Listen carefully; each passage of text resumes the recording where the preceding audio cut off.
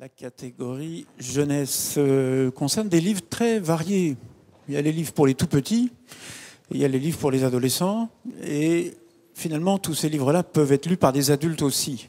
Dans la catégorie jeunesse, pour remettre ce prix, j'appelle Nicole Champavier, chargée de mission à l'association Ostéogenèse Imparfaite, et puis Daniel Hugues de l'association des personnes de petite taille. Venez me rejoindre, vous êtes toutes les deux également membres du jury. Et sur cette et de l'équipe de présélection me souffle Jean Maruc, qui veille à la précision de tout cela. Débat très passionné aussi sur la catégorie jeunesse. Alors, qui nous lit les nominés? Alors, les 5 nominés sont Nicolas, allez-y. Non merci de Claudine, Non merci de Claudine Le Gouic-Pétro chez Bayard, Victor et Philomène de Claire Renaud à l'École des loisirs, Lulu et Fred, Une dent contre les mémés, de Nicolas Robin, Jean-Jacques Thibault et, chez Le Lombard. Loupin et son aventure à 3 pattes de Florence Mejcaz chez les éditions de La Lune Vague. Et Une chenille dans le cœur de Stéphane Jouberti aux éditions théâtrales. Voilà. Alors maintenant, attention, on ouvre l'enveloppe. J'ouvre l'enveloppe. Daniel, allez-y. Même si nous connaissons. Alors, donc le lauréat du prix du meilleur livre jeunesse 2013, c'est Non merci de Claudine Le Gouic-Pétro. Bayard Édition. Venez nous rejoindre, Claudine. Non merci, c'est l'histoire de Théo. Théo, il a 12 ans, dont 10 ans passés dans un fauteuil roulant.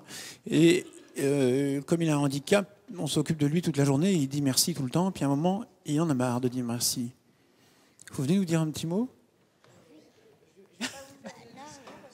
Venez là. Vous n'avez pas de chance, je ne vais pas vous faire de discours, parce que je ne sais pas les faire. Et alors je suis très très très heureuse, mais je ne suis que l'éditeur, je ne suis même pas l'auteur. Imaginez l'auteur si elle avait été là. Elle n'est pas là, elle est en Australie. On va lui dire. Hein. Alors, mais je voulais juste vous remercier. Je voulais remercier les personnes qui ont fait la présélection parce qu'ils n'ont pas écarté mon merci. Je voulais remercier ceux qui l'ont choisi. Je suis très contente, hein. Je suis vraiment heureuse, mais je vais vous dire que ça. Mais je pense que ça suffit. Voilà. Non, parce que je suis émue quand même.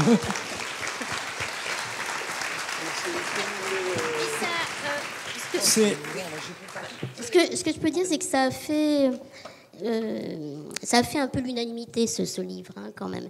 Il est vraiment très, très intéressant à tous les points de vue. Et il est vraiment amusant à lire et pédagogique en même temps. Sans pathos, c'était vraiment un plaisir pour chacun de le lire. Je vais rajouter un petit mot, si vous me permettez. En fait, c'est un manuscrit. C'est très rare que ça nous arrive, qui est arrivé spontanément à Bayard. Sachant qu'on reçoit, tous les éditeurs reçoivent énormément de manuscrits spontanés. Et généralement, c'est pas très bon. Voilà. Et donc, là, en fait, la lettre de l'auteur a attiré mon attention parce qu'elle était écrite avec une telle simplicité, il y avait quelque chose de vrai dans sa lettre. Souvent, déjà, à la lettre, on sait ce que vaudra le roman derrière. Et dans la foulée, alors d'habitude, j'avais pas le temps, j'ai lu la lettre et puis j'ai lu le manuscrit tout de suite, d'emblée. Ce qui fait que d'ailleurs, si jamais elle l'a envoyé à d'autres éditeurs, ils n'ont pas eu le temps de le lire parce que moi, je l'ai lu tout de suite. Et on l'a bien fait. Et voilà. Et en fait, j'ai appris 1 an ou 2 ans après, parce qu'à l'époque, elle était au Brésil, son mari est diplomate, qu'elle a 3 enfants et il y a l'un des 3 ou 4, je sais plus. Il y en a un qui est lourdement handicapé. Mais elle n'a pas raconté l'histoire de son enfant, elle l'a transposée. Voilà. Et je trouvais que la voix de Théo était très juste. Vraiment. Merci, madame.